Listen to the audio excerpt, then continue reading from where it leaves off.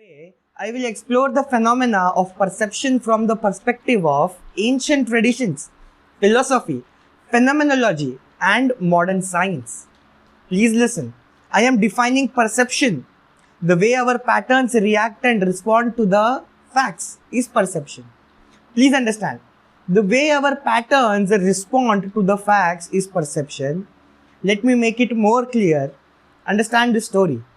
An old man went to a nearby village and was coming back to his home. From a distance, he saw that his house was on fire. That's all. He literally started boiling, burning, and rolling on the ground and crying. One of his sons came to him and said, "Why are you crying, father?" The old man said, "Oh, my house is on fire. My house is on fire."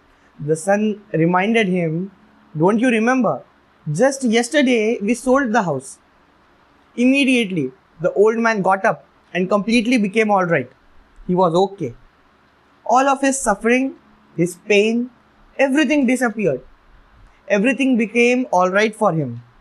But in few minutes, the second son came and told him, "Father, we sold the house. That is true. But the money has not received. We have not received the money yet." Immediately, the old man started rolling on the ground and crying, "Oh, my house is on fire. My house is on fire." So this is the thing. Listen, it was the same house burning. For a few minutes, it was a suffering for the person. The next few minutes, it was not a suffering for the same person. Then again, it was a suffering. Understand? So it is nothing but his perception. How his patterns cognized the happening. Understand? When something happens, if you cognize it just as facts, with just the five senses and without any purpose inside you, you are called a materialistic idiot. Understand this? Your philosophy of living is stupid atheism. I am trying to give you the essence of philosophy, which is combination of your patterns and the facts. If the facts are playing 100% role, you don't have any pattern. I wanted all of you to understand not having a pattern and having complete consciousness is great. But some people neither have consciousness nor have patterns. They are non-responders who are soaked in dullness. I am talking about them. They live in stupid materialism with their life philosophy as stupid atheism. Every one of you lives with a philosophy, whether you understand it or not. If you don't understand the philosophy with which you are cognizing life, be very clear, you are a stupid atheist. I can give you one more example. Rajju Sarpa Nyaya. Understand? Rajju Sarpa Nyaya. It means if you are walking in a forest at midnight and there is a rope in front of you, naturally, what will you feel? You will feel that the rope is a snake. And especially at night, you will always feel that the rope is moving slowly. Your eyes will create the perception that the rope is moving. So the moment you feel the rope is moving, your whole spine starts moving. You will have an electric shock spreading in your spine. Your whole body will shiver. The being will shake. Listen, when you perceive the rope as a snake, the way you respond will be different. And after a few minutes, when you see that the rope is not moving, suddenly you realize that it is not a snake, it is just a rope. The way you respond will be totally different.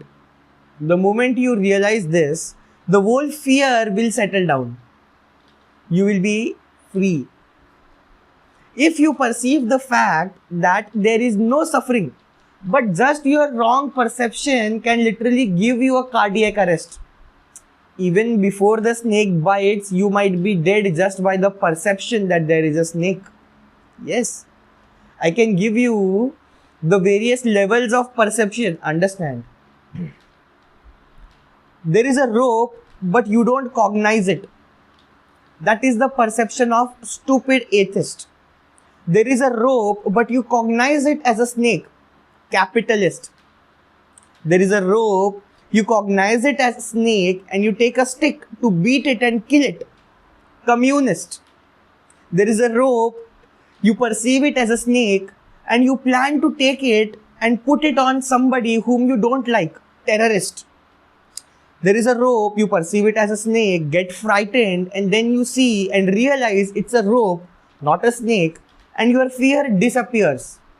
Then you are called as Jivan Mukta, enlightened. There is a rope, you perceive it as a snake, and there is no fear inside you. You are just in the space of oneness. You are a god. The moment you come to the space where you neither see the rope nor do your patterns cognize it as a snake, nor do you have the possibility of fear, nor the possibility of any wrong cognition, you are an incarnation, a avatar. Basically, perception is a processed fact. Understand, this is the exact definition. Perception is processed facts. Facts can be processed in the fire of ignorance or the cold of patterns. Anything can process facts. Now I am giving you the best possibility of perception. Bring integrity in your thinking. Listen, bring integrity in your thinking. Your eyes will not forget the reality even at that moment, and it will not cognize the rope as a snake. Many times, due to lack of integrity, our body and mind cognize their own facts, their own concepts. The best philosophy on planet Earth is Kapila's Sankhya. Do you know why? Because he had no patterns. The processing of the information did not happen with any patterns. No patterns are involved in processing of the information. So, a rope is seen as a rope, not even as iota of the idea of snake is superimposed on it. See, superimposing any idea on life takes away the joy of life. Pure listening is pure perception. Usually, whenever you listen to the truth about perception, your mind boils. Your mind just resists. It does not want to imbibe it. If I talk about meditation techniques, you will be ready to sit and listen because you know you will have to do meditation and transformation will happen. Your mind knows that somehow it can postpone or push aside listening to the truths about perception. Tomorrow, later on, the mind knows how to play the game. Your mind will say, no, not today, afterwards. It knows how it can cheat and continue to be in ignorance. But when I talk about perception, your mind is afraid to listen. How many of you can cognize a subtle fear running inside your system even at the thought of knowing about perception? It is because knowledge of perception demands change now. You have to change now. You don't have time to play the game of tomorrow and later on. Then I will realize it's not a snake anymore. No. The space of postponement, the space of self-denial, the space where we let the mamakara and ahankara be alive exists when you give yourself the space for practice.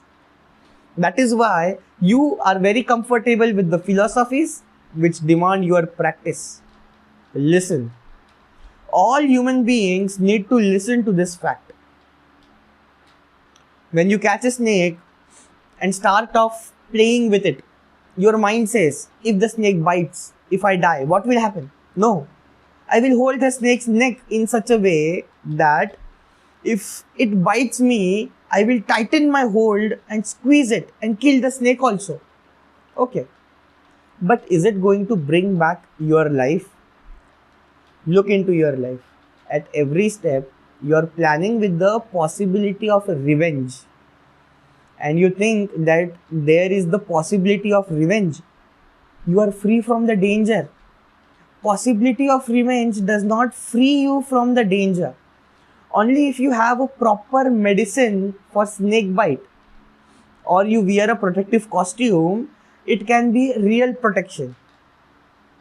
Look, in how many of you cognize that you consider revenge mechanism as self-protection? It is not the truth. Revenge mechanism is not self-protection mechanism.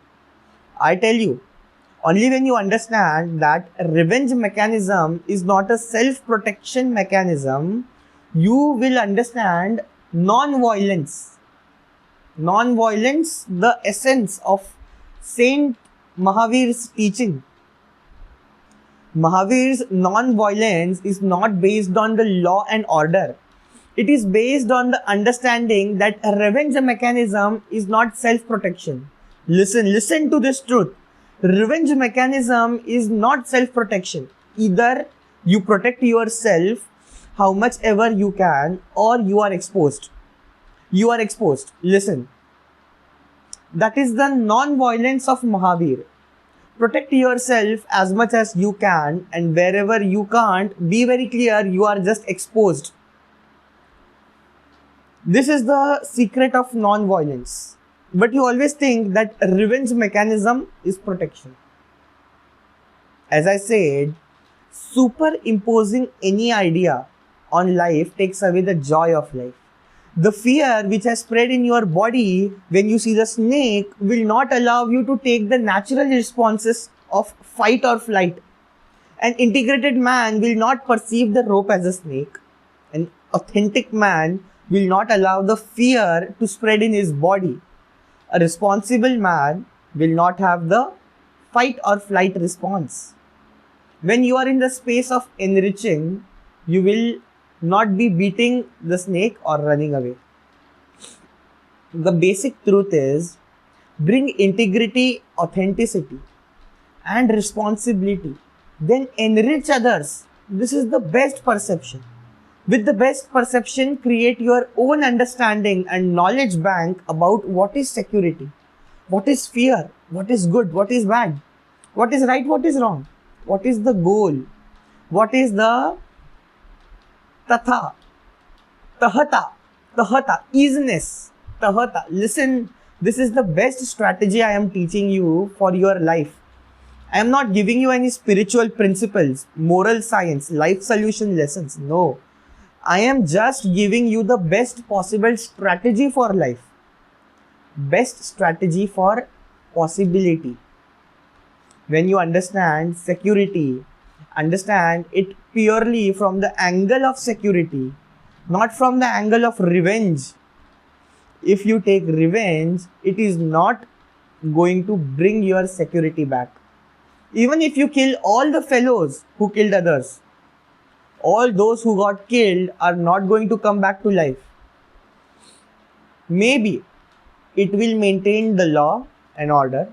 I accept that. But that cannot be the reason for your cognition of security.